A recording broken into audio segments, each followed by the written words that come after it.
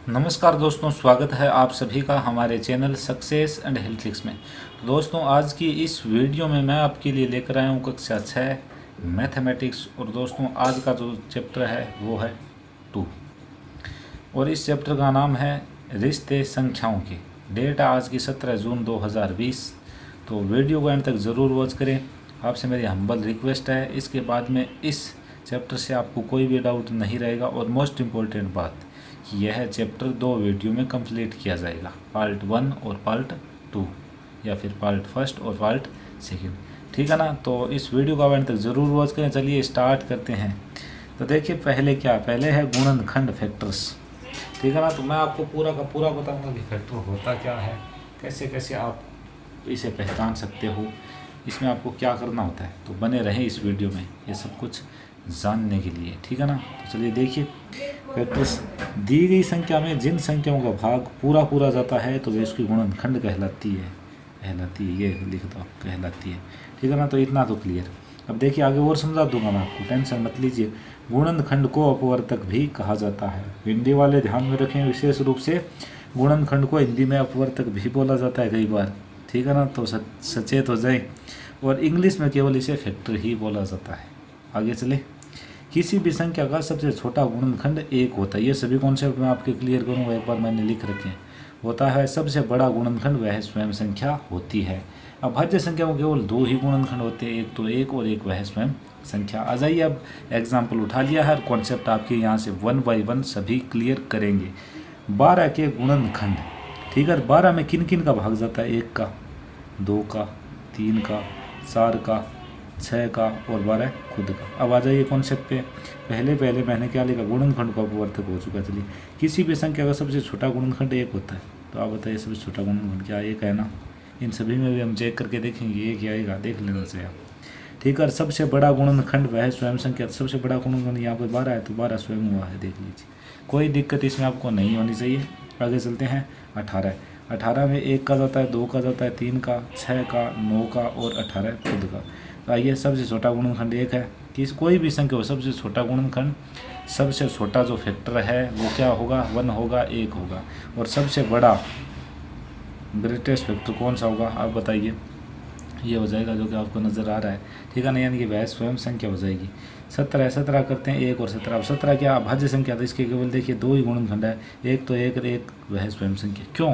क्योंकि 17 है ना, 17 17, इसमें 1 और 17 के अलावा अन्य किसी भी संख्या का भाग नहीं जाता। तो यहाँ से गाइस एक शानदार परिभाषा निकलती है भाज्य संख्या की। अब भाज्य संख्या के केवल 2 ही गुणनखंड होते हैं, ठीक है ना। तो ये भी आप ध्यान में रखें। 40 लिया मैंने, 1 का, 2 का, 4 का, 5 का, 8 का, 10 का, ठीक है। उसके बाद में 10 के बाद में 20 का, 20 के बाद में 40 का, ठीक है ना। तो गाइज यहाँ पर देखिए आप, सबसे छोटा गुणनखंड क्या आया है? 1। तो किसी भी संख्या का सबसे छोटा गुणनखंड क्या होता है? 1। और सबसे बड़ा गुणनखंड क्या होती है? वह स्वयं संख्या। ये तो क्लियर हो चुका है, ठीक है ना। तो सभी के सभी कॉन्सेप्ट यहाँ से आपके क्लियर हो चुके होंगे अब, ठीक है ना। कोई दिक्कत नहीं है यार, ठीक है। आगे मैं क्वेश्चन लाऊंगा तो और ज़्यादा और बेटर बता दूंगा क्वेश्चन इस पर किस टाइप के बनते हैं। यदि आपको यह जानना हो कि गुणनखंड पर हमें सभी क्वेश्चन चाहिए तो मेरा एक वीडियो बना है, ठीक है ना। और आप यदि कमेंट करोगे तो मैं उसका लिंक आपको प्ले लिस्ट में दे दूंगा, अदर में आप चैनल पर ढूंढ सकते हैं उस वीडियो को, ठीक है ना। तो अब हम चलते हैं नेक्स्ट टाइप की तरफ। तो गाइज अब आ चुका है गुणज, जिसे इंग्लिश में बोलते हैं मल्टीपल। गुणज को इंग्लिश में क्या बोलते हैं? मल्टीपल। देखिए अब गुणज होता है क्या?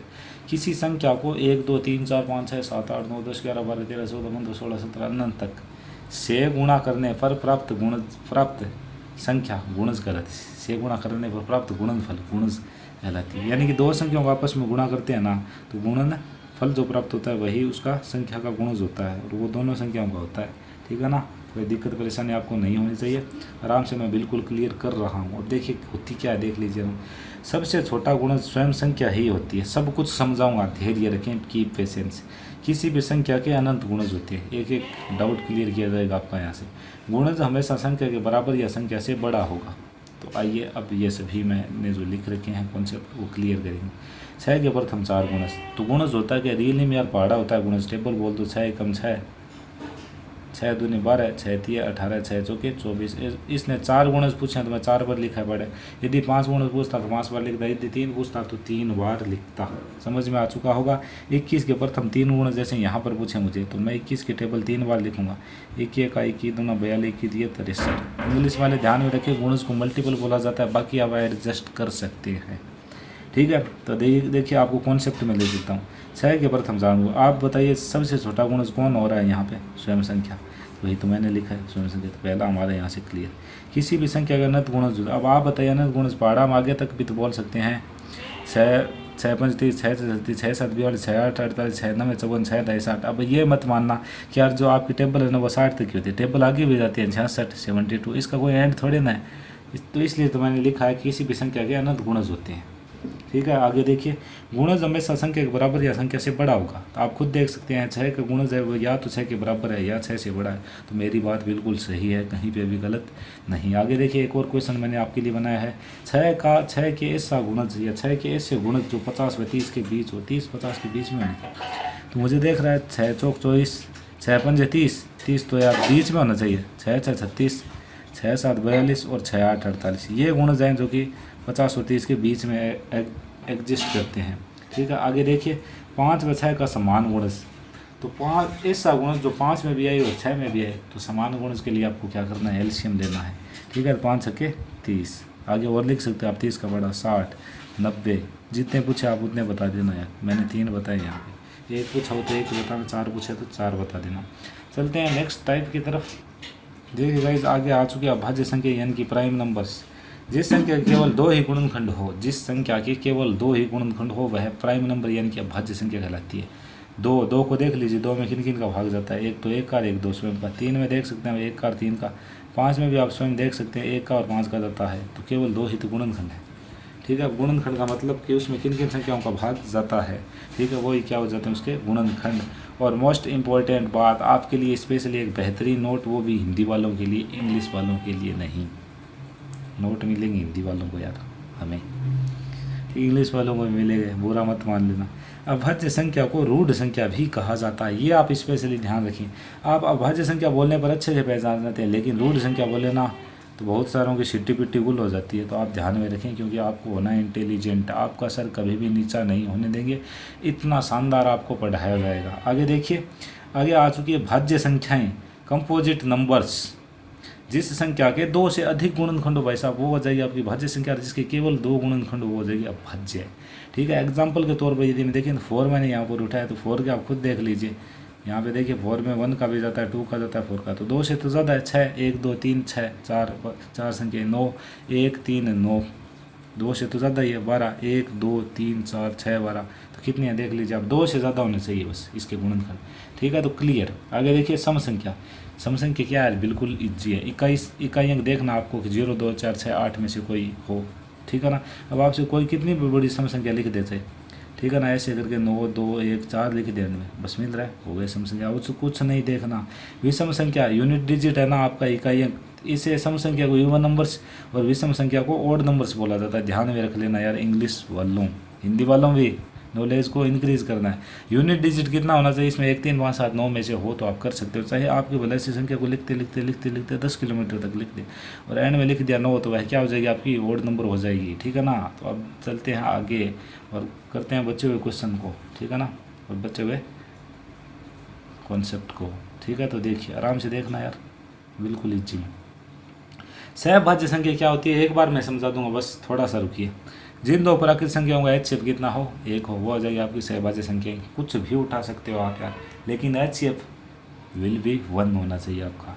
ठीक है, 4 और 5 का HCF आप यदि लोगे ना तो 1 आएगा। 6 और 7 का लोगे तो भी 1 आएगा। 9 और 16 का लोगे तो भी 1 आएगा। ठीक है, 17 और 21 का लोगे तो भी HCF कितना है? 1। तो HCF जहाँ से आपका 1 आ रहा हो ना, 2 संख्या है आप ऐसी 2 जिनका HCF 1 हो, ठीक है ना, तो वही आपकी सहभाज्य संख्या की को प्राइम नंबर्स हो जाएगी। तो यहाँ तक कोई डाउट नहीं होना चाहिए। यदि मैं आपको दूँ कॉन्सेप्ट, ठीक है ना, तो भाई साहब लो अलग से कॉन्सेप्ट दे रहा हूँ, खुद ने सीखा है, कहीं पे पढ़ा नहीं है। ठीक है ना, क्योंकि खुद के पर्सनल एक्सपीरियंस से मैंने ये सब कुछ सीखा है। तो 2 संख्या यदि आप क्रमागत रूप से लिखोगे ना, ऐसे 4 5 6 7 8 9 31 32 51 52 99 100 999 1000 तो इन सब का जो आप ये है ना, ये सहभाज्य संख्या है। क्यों? क्योंकि किन्हीं भी दो क्रमागत संख्याओं का HCF कितना होता है? हमेशा ऑलवेज 1 होता है। ठीक है, आगे चलो। यदि आपके पास में दो अभाज्य संख्याएं हैं तो भी आपका HCF 1 आएगा और वो सहभाज्य संख्या होगी। ठीक है, और दो संख्याएं आपके पास है और उनमें से, ठीक है ना गाइज, आराम से सुन लेना, उनमें से यदि आपकी एक भी अभाज्य संख्या है तो भी वह सहभाज्य हो जाएगा। सहभाज्य संख्या हमेशा पेयर्स में होती है, पेयर में। ठीक है ना, पेयर में यानी कि युग में होती है, जोड़े में होती है। ठीक है ना, विदाउट जोड़ा ये प्रूफ ही नहीं है। ठीक है ना, तो अब आगे चलते हैं। तो फ्रेंड्स देखिए, अब नेक्स्ट कॉन्सेप्ट हम आ चुके हैं, तो इसे भी आप आराम से देख लेना। विभाजकता के नियम यानी कि डिविजिबिलिटी रूल्स, आराम से देखना, बहुत ही अच्छे वे में आपको समझाया जाएगा। अब इकाई अंक यानी यूनिट डिजिट के बेसिस पे जो जितने भी आपके रूल बनते हैं वो पहले हम यहाँ पे 1 बाय 1 डिस्कस करेंगे या फिर मैं आपको बताऊंगा। ठीक है ना, देखना मैंने बहुत ज़्यादा शॉर्ट नोट्स में आपको बताया, आप इसे नोट्स तैयार कर सकते हो यार। क्वेश्चन क्या, क्वेश्चन आपको बहुत सारे यूट्यूब चैनल पर मिल जाएगा, लेकिन ये जो है ना ये नहीं मिलेगा। ठीक है, आगे देखिए, डिविजिबिलिटी बाय 2 यानी कि 2 की विभाजकता का नियम। हिंदी वाले यदि देखें तो 2 की विभाजकता का नियम है। यूनिट डिजिट यानी कि इकाई अंक। अब 2 की विभाजकता के लिए आपको सिर्फ यूनिट डिजिट पे फोकस करना है।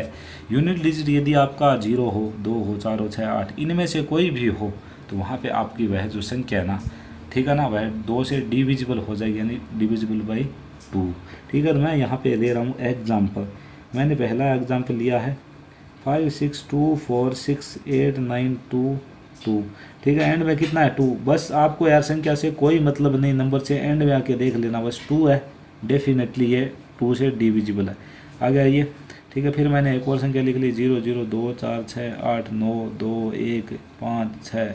ठीक है ना, एंड में कितना है? 6 है। 6 यदि हमारा यूनिट डिजिट है तो वह डिविजिबल बाय 2 हो जाएगा। तो यार कोई दिक्कत नहीं, आप समझ गए होंगे कि चाहे कितनी भी बड़ी संख्या लिख दे, हमें पढ़नी भी ना आए, हमें चाहे पढ़नी ना आए, हमें एंड में जाके देखना है कि इकाई अंक है ना, यूनिट डिजिट, वो 0 2 4 6 8 में से है, यदि है तो वह हो जाएगी आपसे 2 से डिविजिबल, और सभी सम संख्याएं 2 से विभाजित होती है। ठीक है ना, ये आप अलग से नोट कर लें। आगे देखिए, डिविजिबिलिटी बाय 10 का रूल है। तो 10 के लिए आपको क्या करना होता है? हमेशा ऑलवेज यूनिट डिजिट ऑलवेज 0 होना चाहिए, बस, और कुछ भी नहीं देखना। यदि आपको 10 से डिविजिबिलिटी चेक करनी है ना, तो आपका जो यूनिट डिजिट है ना वो 0 होना चाहिए उस नंबर में। ठीक है, तो आइए यहाँ पे मैं एग्जांपल दे देता हूँ आपको। 2 4 5 6 7 8 2 9 0 0 0, एंड में 0 है ना, बस हो गया। ठीक है, और देखिए 5 2 7 2 2 2 9 2 0 0 0 0 0। हमें पढ़ने नहीं आती, मुझे भी नहीं आती है संख्या, लेकिन मुझे पता है एंड में 0 है तो ये 10 से डिविजिबल है, 2 से भी है, 5 से भी है। आइए अब रूल नंबर 5 में चलते हैं। डिविजिबिलिटी बाय 5, यहाँ पर आपको लिखना है डिविजिबिलिटी बाय 5। क्लियर? देखिए 5 से, तो 5 से डिविजिबिलिटी चेक करने के लिए आपका यूनिट डिजिट कितना कितना होना चाहिए? या तो 0 होना चाहिए या फिर 5। तो दोस्तों ये ही इसने क्यों चूज़ किया, आइए आपको बताते हैं यार, सब कुछ बताएंगे। जो मुझे आता है ना वो मैं पूरा का पूरा आपको बताऊंगा। ठीक है ना, तो देखिए मैं 5 की टेबल बोलता हूँ। 5 5 एकम 5 5 दूनी 10 5 3 15 5 6 20 5 5 25 5 6 30 5 7 35 5 8 40 5 9 45 और 5 ढाई 50। अब गाइस फोकस करना, यूनिट डिजिट पाइए 5 0 5 0 5 0 5 0 5 0, यानी कि 5 0 5 0 क्या हो रहे हैं? बार बार रिपीट हो रहे हैं। ठीक है, इनका रिपीटेशन हो रहा है यहाँ पे। ठीक है, तो यूनिट डिजिट ये पहाड़े ने आपको खुद को बताया है कि या तो 5 आएगा या फिर 0 आएगा। तो आपको करना क्या, आप एग्जांपल यहाँ पर यदि लिखोगे, ठीक है, तो मैंने फर्स्ट नंबर लिखा 5 2 5 6 7 8 9 2 5, बस 5 है, हो गया। ठीक है, यदि इस प्रकार से 2 7 2 9 3 0, बस ये भी है, यानी कि आपके एंड में है ना यूनिट डिजिट 0 या 5 हो तो यह 5 से डिविजिबल हो जाएगा। तो यूनिट डिजिट के बेसिस पे जितने भी ये डिविजिबिलिटी रूल्स थे वो मैंने आपको बता दिए। कौन कौन से आप ध्यान में रखें? 2 का रूल, 10 का रूल और 5 का रूल, डिविजिबिलिटी। ठीक है, जो रूल्स है ना वो ये डिपेंड किस पे? ये यूनिट डिजिट पर डिपेंड है। ठीक है ना, अब हम चलते हैं आगे गाइज। और कुछ मुझे आए ना आए, मैं आपको एक्सप्लेन इतने अच्छे तरीके से करूँगा कि फिर कोई डाउट, फिर कहीं पे और आपको पढ़ने की ज़रूरत नहीं रहेगी। एक बार अपना टाइम इन्वेस्ट करके तो देखिए, कभी भी वेस्ट करने की आवश्यकता नहीं पड़ेगी। आगे देखिए, अंकों के योग के आधार पर, यानी कि सम ऑफ ऑल डिजिट्स, यदि मैं इंग्लिश में बोलूं, क्योंकि किसी ने मुझे बोला था कि आप थोड़ा सा इंग्लिश में बोल दिया करो, बस आपको आए, मुझे जहाँ तक आएगा याद रहेगा मैं बिल्कुल बोलूँगा, क्योंकि मेरे जीवन का यार उद्देश्य एक ही है, दूसरों की मदद। ठीक है ना, मैं दूसरों के जितना काम आ सकूं, क्योंकि अपनों के तो सभी काम आते हैं यार, सेल्फिश तो सभी होते हैं। ठीक है ना, कभी मोटिवेशन दूंगा आपको यदि आप लेना चाहोगे तो। Divisibility by 3, sum of all digits divisible by 3, ये आपको मैं एक्सप्लेन करता हूँ यहाँ पे एग्जांपल लेकर। ठीक है, जैसे कि मैंने एग्जांपल ले लिया 5 4 2 1, और ये मैं देखना चाहता हूँ कि ये 3 से डिविजिबल है या फिर नहीं। तो मुझे करना क्या होगा, ये जो नंबर है ना, ये जो संख्या, इसका मैं करूँगा सम। सम बोले तो योग, हिंदी वाला मैं क्या करूँगा, इसका योग करूँगा, यानी कि जोड़ करूँगा। तो आराम से देखिए कितना होता है इसका जोड़, 5 + 4 + 2 + 1। तो मैंने इन सब को ऐड किया, यानी कि जोड़ा, तो 5 और 4 9, 2 11, 1 12, कितना है 12। 12 आप बताइए 3 से डिविजिबल है या नहीं। तो मुझे साफ साफ दिखाई दे रहा है कि ये 3 से डिविजिबल है। तो ये जो आपका नंबर है ना, यह भी 3 से डिविजिबल है। ठीक है ना, ये मैंने रफ फर्क आपको करके बताया है, तो डेफिनेटली समझ में आ चुका होगा। आगे देखिए एक बार फिर से 6 2 7 2 5, ठीक है ना, और 2 यहाँ पे। अब गाइज आराम से देखिए, ठीक है ना, आराम से देखना, समझ में आ जाएगा। इसका भी आप सम करोगे ना, तो मैं सम कर लेता हूँ। इसका 6 और 2 8 7 15, 15 और 9 ये 24 आ रहा है। 24 आप बताइए ये 3 से डिविजिबल है, तो ये डिविजिबल हो जाएगा। यदि मानो कि यहाँ पे कुछ और होता, 5 2 2 1 होता, ठीक है। तो गाइज यहाँ पर देखिए ये कितने हो रहे हैं, 7 10 हो रहा है। 10 में आप बताइए 3 से डिविजिबल है क्या, नहीं है। तो ये जो नंबर है ना, वो आपका 3 से डिविजिबल नहीं होगा। तो डेफिनेटली समझ में आ चुका होगा कि 3 का जो नियम है, रूल है, वो सम ऑफ ऑल डिजिट्स पे डिपेंड करता है। आगे देखिए डिविजिबिलिटी बाय 9, यहाँ पे नेम लिख लेना आप, डिविजिबिलिटी बाय 9, या फिर ये लिख लेना 9 की विभाजकता का नियम। तो मैंने लिख क्या रखा है, sum of all digits divisible by 9। अब देखिए 9 बना किससे, 3 से। ठीक है ना, तो हमें क्या चेक करना, हमें यही चेक करेंगे कि उस संख्या के सम में 3 का भाग जाता, सम में यानी कि योग में यदि जाता तो जाता है, अन्यथा नहीं जाता। तो एग्जांपल मैं ले रहा हूँ यहाँ से 5 4 7 2। मुझे पता है यार ये है, क्योंकि मैं जानबूझ के एग्जांपल लेता हूँ। ठीक है ना, तो इसका मैं सम करूँगा। तो आप देखते हैं यहाँ पर सम बोले तो योग, हिंदी वालों हम योग करेंगे। ठीक है ना, क्यों मैं दोनों क्लासेज को साथ में लेके चल रहा हूँ, हिंदी और इंग्लिश को बैलेंस करके, ताकि दोनों को डाउट दिक्कत ना हो। मुझे हो जाएगी कोई दिक्कत ना, आपको नहीं होनी चाहिए। देखिए ऐड करते हैं इन सभी को, 5 + 4 + 7 + 2, सभी को मैंने यहाँ से किया ऐड, यानी कि जोड़ा। तो 5 + 4 9, 7 16 18, यानी कि 18 है। 18 आप बताइए 9 से डिविजिबल है या फिर नहीं, बिल्कुल है। तो यह जो आपका नंबर है ना, नंबर यह भी 9 से डिविजिबल हो जाएगा। ठीक है ना, आगे एक और एग्जांपल आपको समझाने के लिए रैंडमली पिक कर रहा हूँ, 2 3 4। ठीक है ना, जाए ना जाए मैं देख लूँगा खुद। 5 ये यहाँ तक 9 बन चुका है, यहाँ तक 7 और 8, यानी कि टोटल ये 17 बन रहा है। 17 है, यह 9 से डिविजिबल नहीं होगा। तो यह जो आपका नंबर है, यानी कि यह जो आपकी संख्या, यह भी आपकी 9 से विभाज्य या फिर डिविजिबल नहीं होगी। तो गाइज बहुत सारा एक्सप्लेन किया गया आपको, यहाँ पे एक एक बारीकी से एक्सप्लेन किया मैंने यार, कहीं पे भी आपके साथ में कुछ भी गलत नहीं किया है, बिल्कुल शानदार एक्सप्लेनेशन। चेक करना कैसा लगा, कमेंट सेक्शन में बताना। ठीक है ना, तो अब आगे और बता देता हूँ आपको थोड़े से रूल और। फिर देखिए एक बार फिर से 2 की विभाजकता का नियम मैं यहाँ पे लेकर आ चुका हूँ। इकाई अंक 0 2 4 6 8 होना, ये बात पहले बता चुका हूँ, इसलिए इस पर नहीं बताऊँगा। आ जाइए, ठीक है ना। एक बात मोस्ट इंपॉर्टेंट बात यहाँ से 2 से क्या निकल कर आती है कि आप एंड का सिर्फ लास्ट डिजिट है ना वो चेक करेंगे, अंतिम का लास्ट डिजिट। ठीक है, 4 क्या होता है, अब आप मुझे बताइए 2 क्या होता है, 2 होता है 2 की पावर 1, 2 की पावर 1। तो मुझे लास्ट का सिर्फ एक डिजिट ही चेक करना है, यूनिट डिजिट चेक करूँगा मैं। ठीक है, अब आप बताइए मुझे 4 डिविजिबिलिटी बाई 4 चेक कर रहा हूँ, 4 की विभाजकता का नियम। तो 4 आप मुझे बताइए क्या होता है, 2 की पावर 2। तो मैं लास्ट के 2 डिजिट चेक कर रहा हूँ, करना पड़ेगा मुझे। ठीक है, एग्जाम्पल मैं आपको यहाँ पर समझा रहा हूँ। ये मुझे दिया गया 24, तो मुझे कुछ नहीं देखना, सिर्फ यही देखूंगा 24 इज डिविजिबल बाय 4। तो this number will be also divisible by 4। ठीक है ना, यानी कि 4 से विभाजकता की जांच करने के लिए आपको लास्ट के 2 डिजिट देखने हैं, आगे की संख्याओं से आपको कोई मतलब नहीं, चाहे वह संख्या कितनी भी बड़ी हो। एक और एग्जाम्पल आपके सामने आपकी खिदमत में हाजिर है, 2 7 7 7 6।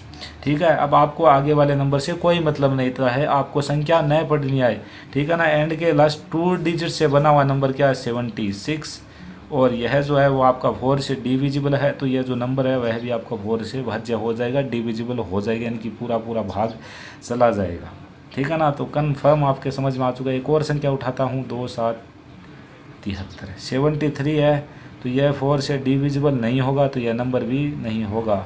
तो गाइज आपको 4 का डिविजिबिलिटी रूल्स अच्छे से अपने दिमाग में घुस गया होगा, ठीक है ना। तो इस वीडियो में इतना ही एक्सप्लेन करने वाला हूँ। अगला जो वीडियो होगा, यानी कि इस चैप्टर का पार्ट नंबर जो 2 होगा, उसमें भी हम शानदार तरीके से आपको समझाएंगे।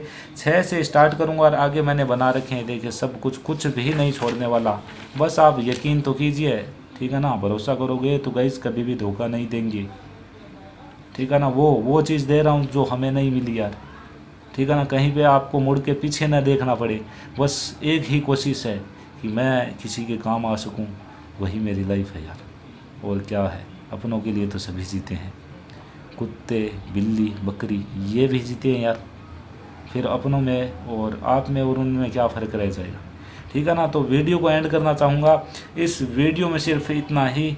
मिलेंगे नेक्स्ट वीडियो में, तब तक के लिए जय हिंद जय भारत।